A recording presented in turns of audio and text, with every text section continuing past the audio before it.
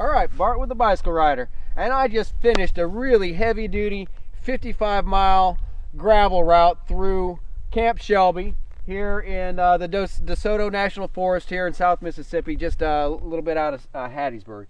And it was a fantastic route. Actually, this is going to be the route that the Mississippi Gravel Cup's going to use for one of their races in their series.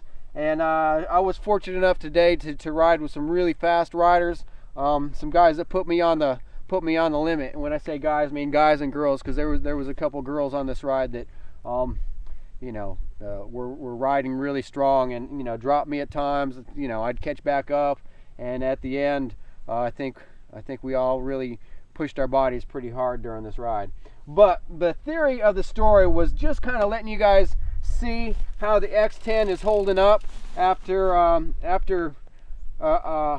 really pushing this bike harder than maybe harder than it was designed for, as far as dollar wise, and I don't think that there was a bike in the lineup today that was probably under $5,000. There was some really nice carbon bikes, a couple of the Opens, some T3s. There was the new Cervelo gravel bike, definitely some Specialized carbon fiber Diverges. So we're talking about some really high-end equipment that is all good stuff. It's just it costs a lot of money. Where the Gestalt X10 was about $1,500. I've done a few upgrades, one including this wheel set, and I got a lot of compliments on this wheel set today. This is the Crank Brothers gravel wheel set.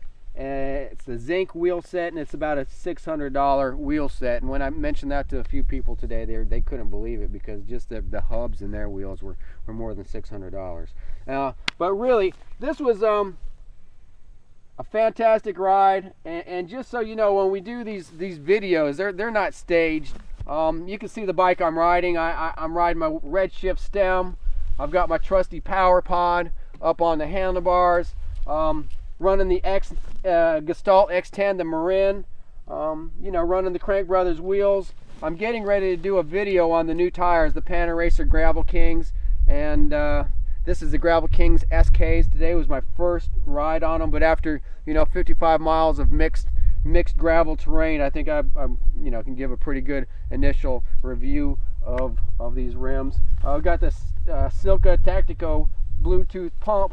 So as you can see, that this is the bike I ride. So when I'm making videos, it's not just staged type of videos. We're actually riding these bikes, we're pushing these bikes, and we're pushing hard. We were riding today with a couple guys, and they asked me, they didn't want their names on camera, but I did see a national championship cyclocross racer that rode with us today.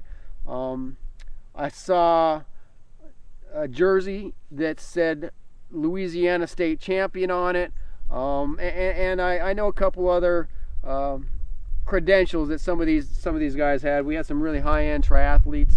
One of the guys that came down and just smoked the time trial, road time trial. So we're talking about people that are fitness orientated and on a high level. So today wasn't one of those subtle, let's talk and have fun on the gravel roads, and there's nothing wrong with that, believe me. But today was a hammer session. So this is the bike I built up for the hammer session. It was definitely the only aluminum framed bike out there, and it held its own.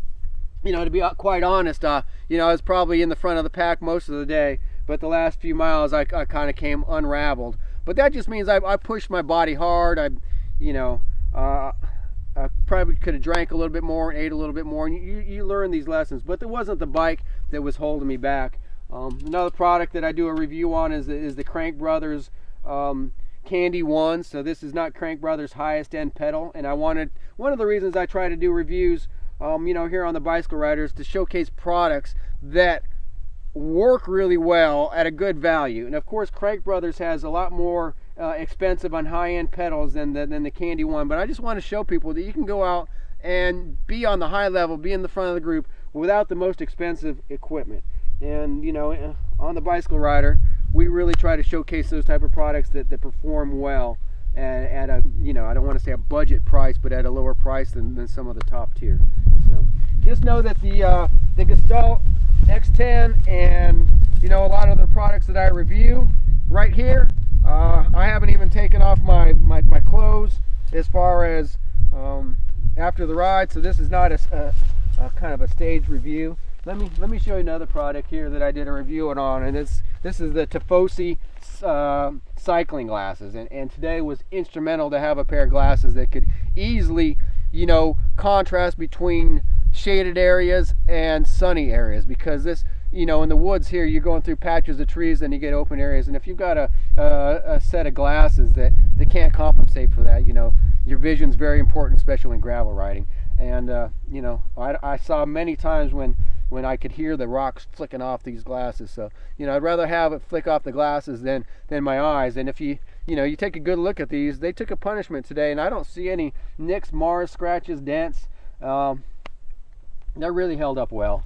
I haven't done a review on this product yet, but now that you know, it's getting colder outside, you know, a good pair of cycling gloves if you can keep your hands warm.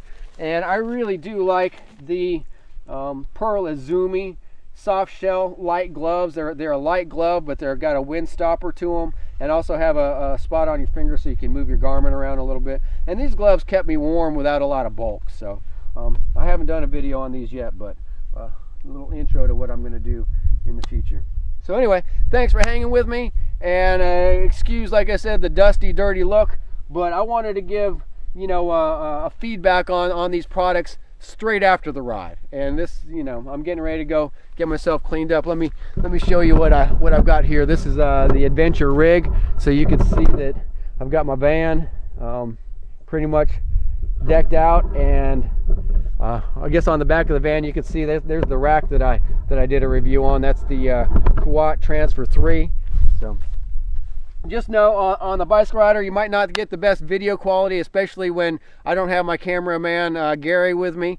When I'm just out in the field, I kind of fly by the seat of my pants, and this was definitely one of these days. I was so excited after the ride that all these products that I reviewed really are working well, and you put the whole package together, and I had a stellar day, and pretty much kept up with the front runners on this heavy duty gravel ride, you know, right up into the last mile or two. And you know, that's me, not the equipment at the end that came unraveled. But I'll keep working on my fitness, and we'll go from there. Thank you.